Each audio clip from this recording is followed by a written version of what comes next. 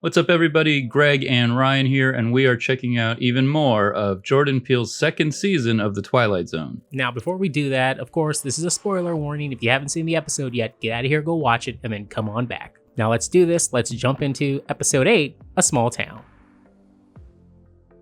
A quiet church handyman, played by Damon Wayans Jr., uncovers a magical scale model granting him with the powers to help his struggling small town. But with the sleazy Mayor Conway, played by David Krumholtz, taking all the credit, will Jason's good intentions be corrupted? So first up, this episode begins with a sort of dated, not clearly when, old-fashioned, like 4:3 aspect ratio, like almost like videotape of news from a small town called Littleton, in which the beloved mayor, Trina Grant, has recently passed away in a car accident. This causes the town treasurer, John Conley, to become the new mayor due to secession. No one voted for this man. Then we get a year later title card, and Littleton is in terrible shape. It's been devastated by the change. Now, even though the town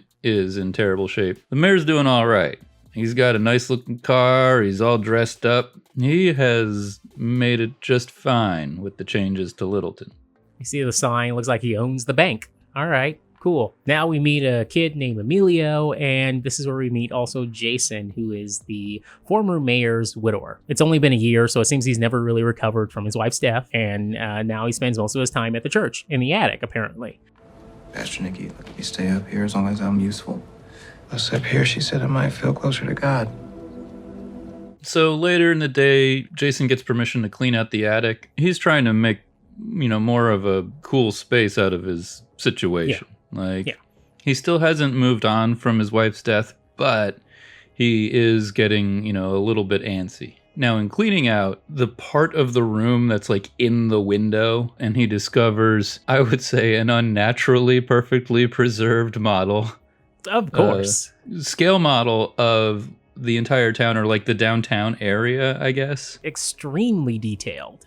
He props it up and he starts to clean it off. And he notices that there's a little character or a little person inside the church. Freaks him out a little bit, but not too much. He doesn't think much of it at the time afterwards, and he decides to clean it, sprays it, and this is when the Twilight zoning finally begins.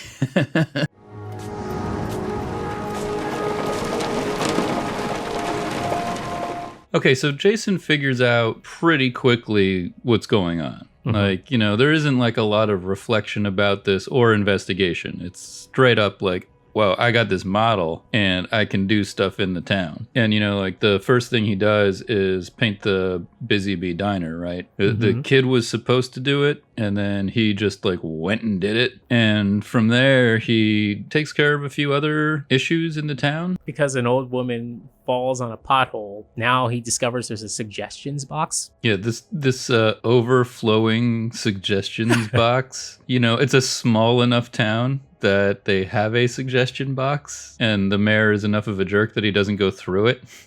This is where we get a montage of him cleaning up the town, basically. And this, of course, ends with the mayor trying to figure out what the hell's going on. And now the fun part about this is that Jason starts testing out the powers of this model on the town. So he takes a chicken bone, throws it in there, and tries to give it to the dog. But it's huge. I love it. He gives the dog the biggest bone ever.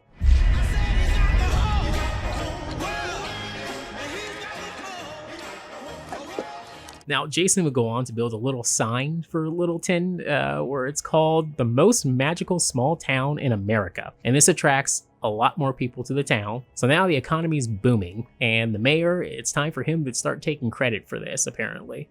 Right. Everybody has a church ceremony they go to. It starts with sort of sermon about El Ayudante, this mysterious helper of the town. But then the townspeople who have already bought into the idea that it's the mayor really kind of push that to the forefront in the moment, and he doesn't shy away from taking credit. Now, of course, this pisses off Jason to no end, so he goes back in the house, and this leads to, again, one of my favorite little scenes when it comes to the Twilight Zone episodes, is when they start messing with their powers. He takes a little pebble, and he drops it on that car. He drops it on the mayor's car. And what does the mayor do? He starts pointing fingers at the little kid. He thinks it's Emilio for some reason because the kid just starts laughing. Probably smart enough to know that it's not the kid's fault, but like that the kid's like making an ass out of him is really getting under his skin.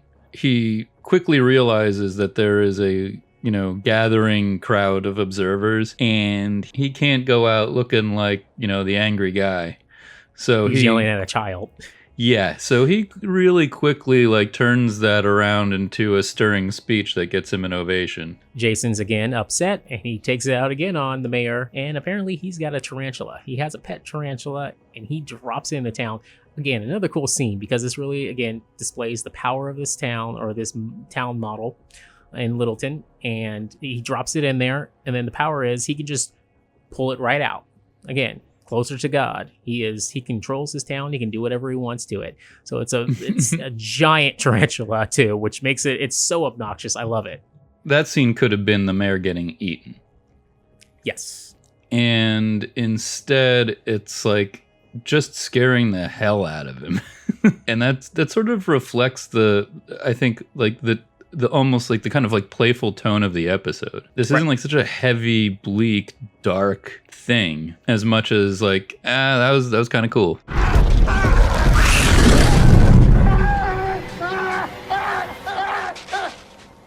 Now, the mayor's freaking out at this point. He doesn't know what's going on with the town after the tarantula attack.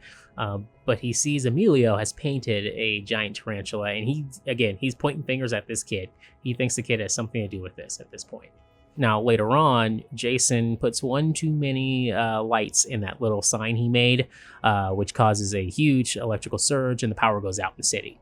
And that's an interesting moment too, because this actually shows the limitations of his power, right? It's not like he can do anything he wants. There are boundaries within the real world of what can be done. And at first it didn't quite seem that way, right? He put this giant sign that is enormous and kind of a giant eyesore. There didn't appear to be limits to that. He can basically call down a meteor. He's calls in a giant monster, and then when he strings one too many lights, the power goes out for the entire town, and that's not something he can fix easily. Now the town has an emergency meeting in the church where everyone's pointing at the mayor come on, it's time to fix this, do whatever you've been doing. The town is starting to descend into chaos, and all the mayor can do is point fingers at a child.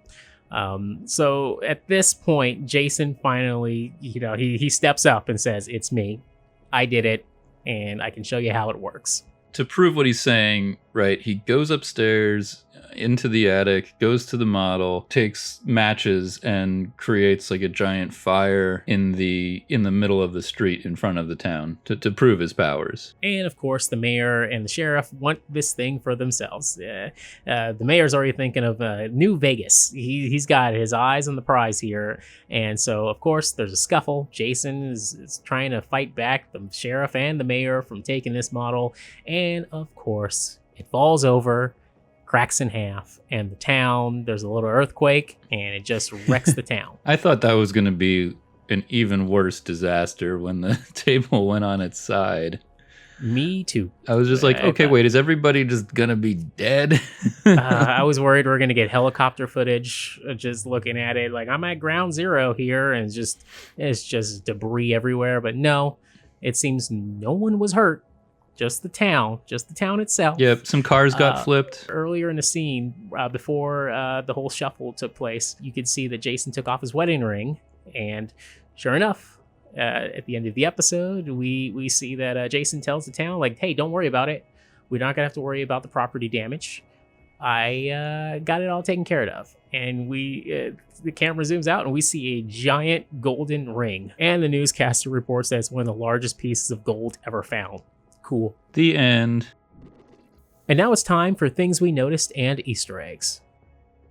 Right off the bat, we have the Busy Bee Diner, which is a reference to the Busy Bee Cafe from the classic episode Nick of Time. And if you look closely, you can even spot the Mystic Seer fortune-telling machine from the same episode. Also, the Busy Bee Diner has been around a whole bunch in this new Twilight Zone. We first saw it in the season 1 episode Replay, and it's also appeared already a couple times in this season 2. Now, if you look close, one of the items that Jason pulls from the church attic is a suitcase, which is identical to the suitcase featured in the classic episode Mirror Image.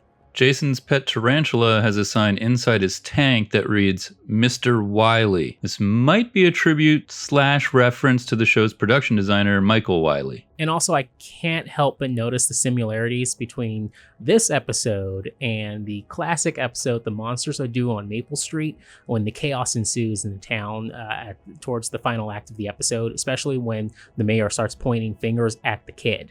Well, come on, Charlie, come on. Who is it, Charlie? Tell us. It's a kid. It's Tommy. He's the one. Oh, that's not true. The last thing for me is really just because I've been on this tangent. It feels like in almost every episode this season. But I have to point out the production design and the big sort of roundish picture window in the attic of the church is super, super reminiscent of the style of director Alex Proyas. We've brought up Dark City before this season. And if you watch his films, you watch The Crow, Dark City, Garage Days, all these movies feature this large picture window. And at this point, given some of the other times we've noticed this sort of thing, I don't think it's that much of a coincidence at this point. Like when I first saw it in the trailer, I was like, oh yeah, that reminds me of Dark City. But now that we've seen a lot more of it, I feel like there's definitely some homage going on here. Okay, Greg, what are your overall thoughts on this episode? I thought it was cute. I really liked it, honestly.